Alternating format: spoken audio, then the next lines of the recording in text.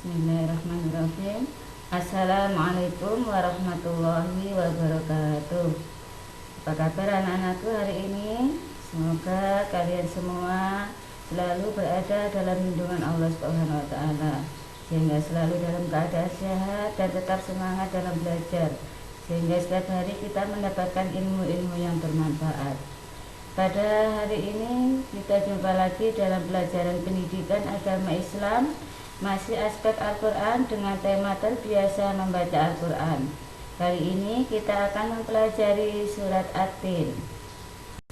Seperti biasanya, tujuan pembelajaran dari materi pelajaran hari ini sebagai berikut.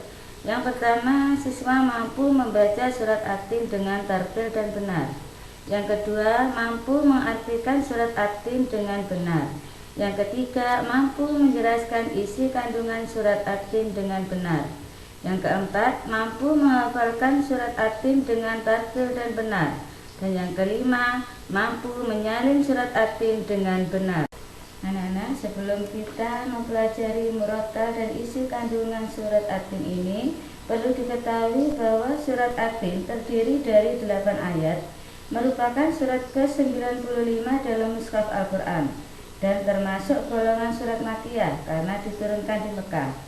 Surat ini diturunkan setelah surat Al-Buruj dan dinamakan At-Tin, yang artinya buah tin, karena diambil dari ayat pertama surat At-Tin ini yang berbunyi Wat-tini waz-zaitun, yang artinya demi buah tin dan buah zaitun. Dalam surat ini Allah bersumpah dengan beberapa ciptaannya, yaitu buah tin dan buah zaitun. Buah tin dan buah zaitun mempunyai manfaat yang banyak sekali untuk manusia, terutama untuk kesehatan manusia. Dan yang kedua yaitu dengan Bukit Sinai. Bukit Sinai ini adalah tempat Nabi Musa pertama kali menerima kitab Taurat sekaligus diangkat menjadi Rasul. Dan yang ketiga adalah kota Mekah, kota yang dijamin keamanannya, merupakan tempat kelahiran Nabi Muhammad SAW. Nah anak-anak, mari kita dengarkan murattal bacaan surat At-Tin ini. Anak-anak bisa mengikuti dan menghafalkannya di rumah.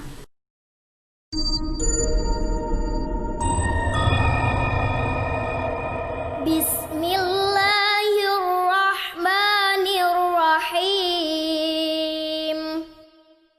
Wat-tini waz-zaitun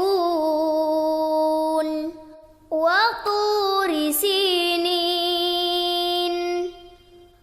wa hadzal baladil amin. Laqad khalaqnal insana fi ahsani taqwim thumma radadnahu asfala safilin illal ladzina amanu wa 'amilus solihati falahum ajrun ghairu mamnun. Fama yukadzibuka ba'du biddin. Alaysa Allahu bi ahkamil hakimin.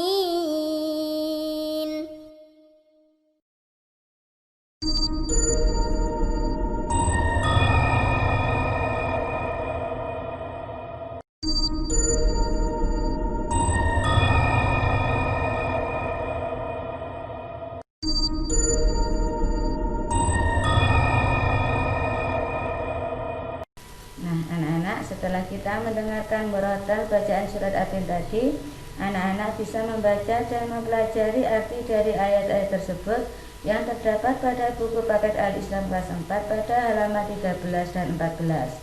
Di sini saya akan menyimpulkan makna yang terkandung dari surat At-Tin sebagai berikut. Yang pertama, Allah menciptakan manusia dalam bentuk yang sempurna, baik jasmani maupun rohani. Hal ini membedakan dengan makhluk lain, terutama Allah menciptakan akal pada manusia sehingga bisa membedakan mana yang baik dan mana yang buruk. Yang kedua, orang yang beriman dan beramal soleh akan mendapatkan pahala yang tidak akan terputus walaupun ia meninggal dunia. Bahkan di akhirat dijanjikan oleh Allah tempat yang penuh dengan kebahagiaan, yaitu surga. Yang ketiga, sebaliknya orang yang durhaka akan ditempatkan di tempat yang rendah, yaitu neraka. Yang keempat, Nabi Muhammad SAW adalah utusan Allah. Ajaran yang disampaikan beliau tidak boleh didustaskan. Maka kita harus yakin apa yang disampaikan oleh Nabi adalah benar-benar berasal dari Allah.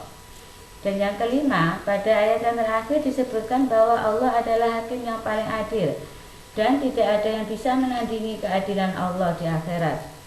Nah, anak-anak, demikian isi kandungan dari surat At-Tin. Maka kewajiban kita adalah meningkatkan iman dan amal soleh sehingga kita nanti termasuk orang-orang yang beruntung dan kelak akan ditempatkan oleh Allah di dalam surga.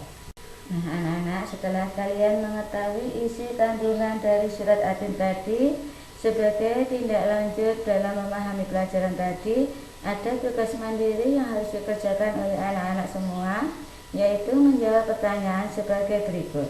Yang pertama, sebutkan 3 sumpah Allah yang terdapat dalam surat At-Tin.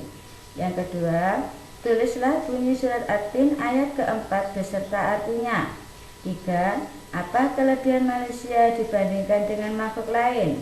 Yang keempat, siapakah orang yang dijanjikan Allah akan mendapatkan pahala yang tidak terputus?